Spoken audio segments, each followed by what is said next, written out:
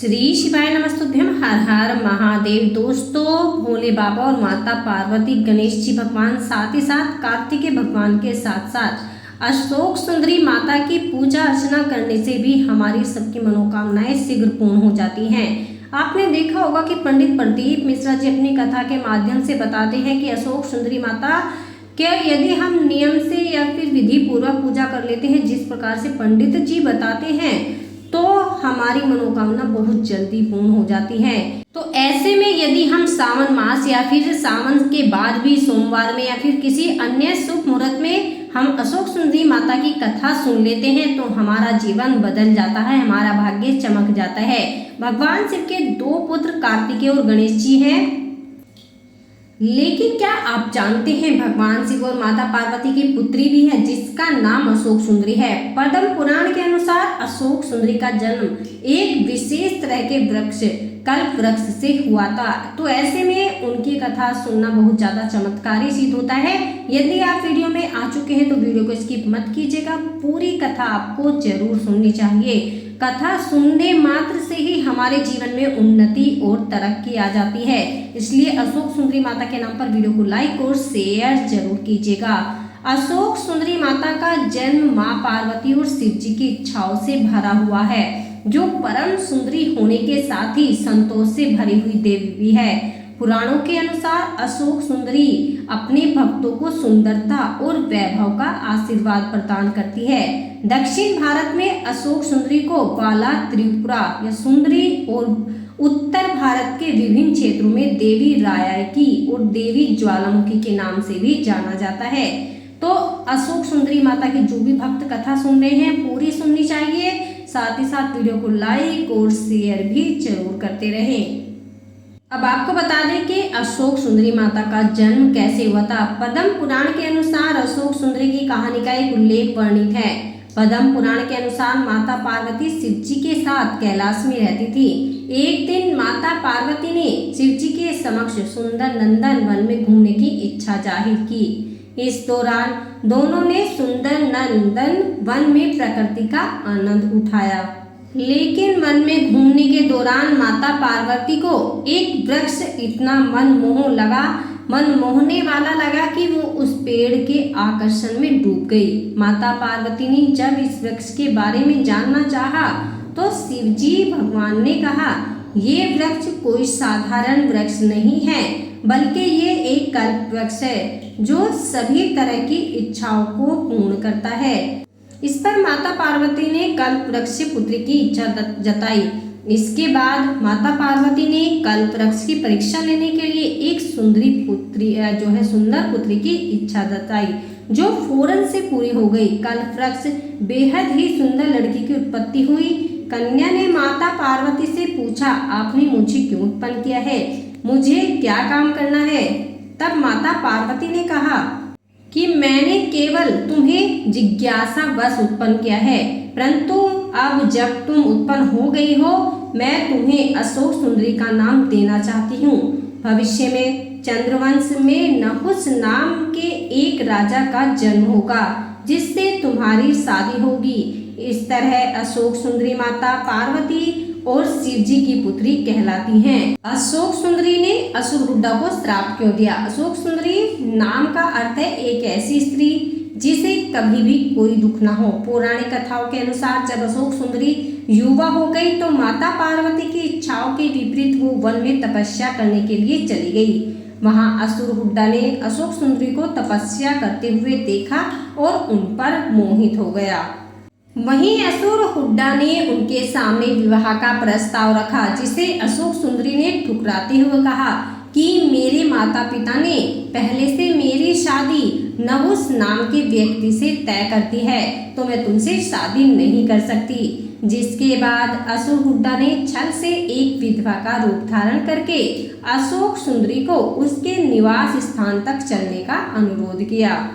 इसके बाद हमारी भोली भाली प्यारी सी अशोक सुंदरी माता उस विधवा के साथ उसके निवास स्थान पर चल पड़ी। थोड़ी देर बाद जब असुरहुड्डा का महल सामने आया तो अशोक सुंदरी को उसका छल समझ में आ गया।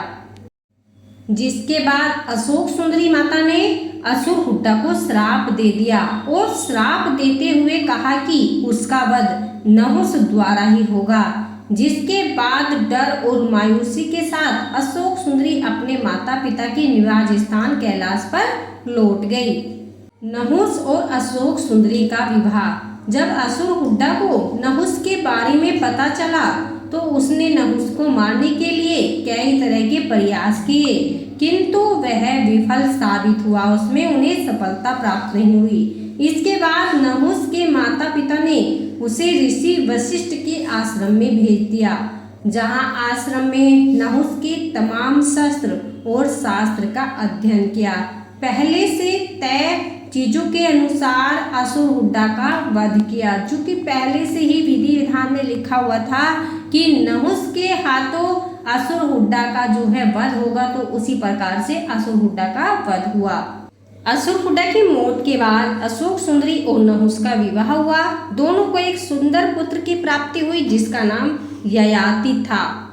ययाति ने ही यदुवंशी और पूर्वेशी की स्थापना की थी, जो आगे चलकर महाभारत के नायक कौरवों और पांडवों के पूर्वज बने थे। नहुस बना स्वर्ग का राजा। हिंदू शास्त्र के अनुसार नहुस चंद्रवंश के शासक थे। नहुस आयु के पुत्र थे, जो पूर्वा के ज्येष्ठ पुत्र थे, और उनकी माता प्रभा जो स्वरभानु की बेटी थी। नहुस और अशोक सुंदरी को 6-7 पुत्र भी हुए थे, जिसमें सबसे बड़े पुत्र यति ने मुनि बनने का फैसला लिया। नहुस के दूसरे पुत्र ययाति ने उत्तराधिकारी के रूप में राज्य का शासन अपने हाथ में लिया और राजा बने। एक बार की बात है कि कहा जाता है कि इंद्र की गुमशुदगी पर स्वर्ग का राजा नहुस को घोषित कर दिया गया था, जिसके बाद नहुस के अंदर बहुत ज्यादा अहंकार और घमंड भर गया था। उन्होंने इंद्र की पत्नी इंद्राणी को भी लुभाने का प्रयास किया, जिसके कारण उन्हें श्राप मिला और उन्हें सर्प रूप धारण करना पड़ा। नहुस इस रूप में तब तक रहे जब तक कि उनकी मुलाकात युधिष्ठिर से नहीं हुई। यह घटना तब घटी जब पांडव हिमालय की ओर अपनी अंतिम यात्रा कर रहे थे। इस दौरान भीम की नजर एक सर्प की ओर गई, जिसके बाद युधिष्ठिर ने उन्हें श्राप से मुक्ति दिलाई। अशोक सुंदरी, असुर हुड्डा और नहुस की कहानी से ये सीख मिलती है दोस्तों कि सुंदरता का लालच आपको किस हद तक अधर्म के रास्ते पर धकेल देता है।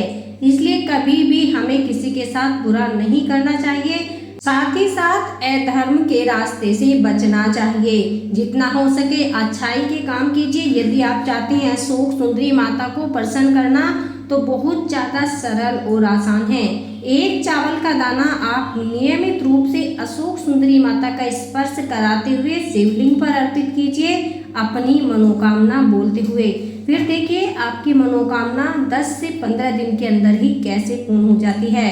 दूसरा उपाय जो अशोक सुंदरी माता पर आप कर सकते हैं, वो है कनेर के पुष्प का, पीला कनेर का फूल यदि आपको शिवलिंग के आसपास गिरा हुआ मिल जाए, जैसे शिवलिंग पर किसी ने चढ़ाया है तो शिवलिंग के आसपास या फिर शिवलिंग के जहाँ पर गोरा मैया के हस्तकमल है वहां पर गिरा हुआ है, तो आप उसे उठाकर अशोक सुंदरी माता का स्पर्श कराते हुए शिवलिंग पर अर्पित कीजिए।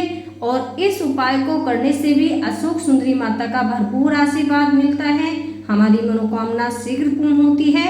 इसलिए सावन के महीने में या फिर जब भी कभी आपको कनेर का पीला पुष्प मिल जाता है तो उसे शिवलिंग पर जरूर अर्पित कीजिए, अपनी मनोकामना बोलते हुए। चाहे मन में जीवन में कितना बड़ा भी कष्ट चल रहा है, सब छूट जाता है इस छोटे से उपाय से। इसलिए अशोक सुंदरी माता की कथा के साथ साथ हमने इस वीडियो के माध्यम से आपको 2 खास उपाय अशोक सुंदरी माता से जुड़े हुए बताए हैं, इन्हें जरूर कीजिएगा। वीडियो को शेयर जरूर कीजिए, लाइक कीजिए और चैनल को सब्सक्राइब जरूर करें।